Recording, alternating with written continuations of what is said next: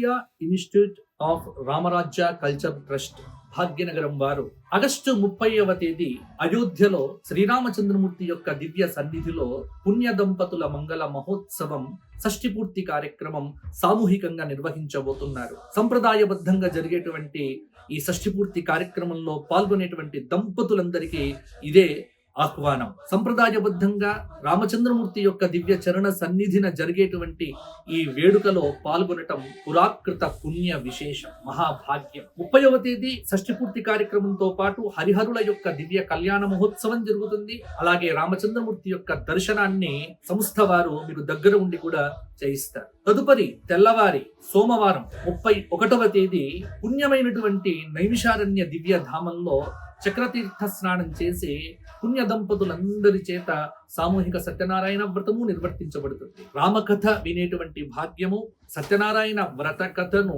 శ్రవణం చేసేటువంటి భాగ్యము, అలాగే ఉగ్రరథ శాంతి మహోత్సవంలో పాల్గొనేటువంటి అవకాశం. ఈ 3 అవకాశాలు జీవితంలో ఎంత ప్రయత్నం చేసినా తిరిగి రావు. వచ్చిన ఈ అవకాశాన్ని సద్వినియోగం చేసుకోండి. వివరాలకు కింద కనిపిస్తున్న నెంబర్కు ఫోన్ చేసి వివరాలు తెలుసుకోండి.